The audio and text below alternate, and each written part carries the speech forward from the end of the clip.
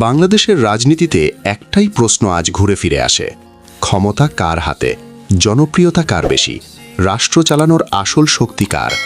একদিকে টানা বহু বছর ক্ষমতায় থাকা আওয়ামী লীগ, অন্যদিকে পরিবর্তনের প্রতীক নোবেলজয়ী ব্যক্তিত্বকে ঘিরে গড়ে ওঠা নতুন রাজনৈতিক শক্তি। আজ আমরা আবেগে নয়, বাস্তব তথ্য, ইতিহাস আর ক্ষমতার হিসাব নিয়ে কথা বলবো। সেগমেন্ট 1, ক্ষমতার সংজ্ঞা কী?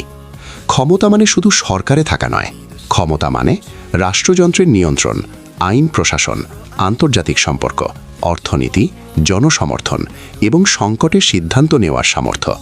এই 6টা সূচকেই আমরা বিশ্লেষণ করব। সেগমেন্ট 2, আওয়ামী লীগের শক্তি। আওয়ামী লীগ কেন এত শক্তিশালী ছিল বা আছে?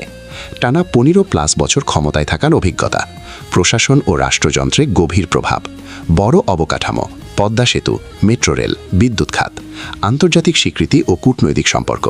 কিন্তু দীর্ঘ ক্ষমতার ফলেই এসেছে দুর্নীতির অভিযোগ, মানবাধিকার প্রশ্ন, বিরোধী দমন, নির্বাচনের বিশ্বাসযোগ্যতা নিয়ে বিতর্ক।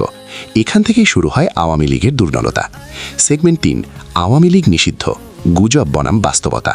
এখন সবচেয়ে আলোচিত প্রশ্ন, আওয়ামী লীগ কেন নিষিদ্ধ হলো? বাস্তব সত্য, আওয়ামী লীগ আইনগতভাবে নিষিদ্ধ নয়। তাহলে এই কথা আসছে কেন? আন্তর্জাতিক নিষেধাজ্ঞার হুমকি, যুদ্ধাপরাধ ও মানবাধিকার তদন্ত, বিশেষ ট্রাইব্যুনাল নিয়ে আলোচনা, কিছু নেতা ও প্রতিষ্ঠানের ওপর চাপ। এইসব কারণেই নিষিদ্ধ হওয়ার গুজব তৈরি হয়েছে। সেগমেন্ট 4, নতুন শক্তি, ইউনুস ঘিরে রাজনীতি।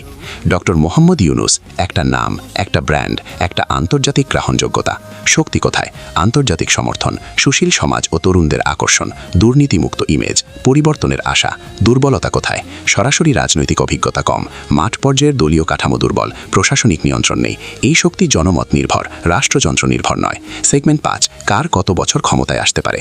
আওয়ামী লীগ সংগঠন শক্তি, কিন্তু জন আস্থায় বড় ধাক্কা, ফিরতে হলে বড় সংস্কার দরকার। নতুন শক্তি এখনই ক্ষমতা নয়, 3-5 বছরে বড় রাজনৈতিক ফ্যাক্টর হতে পারে।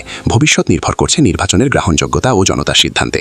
ফাইনাল বিশ্লেষণ, আজকের বাংলাদেশে রাষ্ট্রযন্ত্রের শক্তি এখনও পুরনোদের হাতে, জনমতের শক্তি ধীরে ধীরে বদলাচ্ছে। ক্ষমতা বদলায় একদিনে নয়, বদলায় ইতিহাসের চাপ আর জনতার রায়। আউট্রো, আপনার মতে কে বেশি শক্তিশালী? ক্ষমতা কার হাতে থাকা উচিত? কমেন্টে লিখুন, ভিডিওটা শেয়ার করুন আর সাবস্ক্রাইব করতে ভুলবেন না।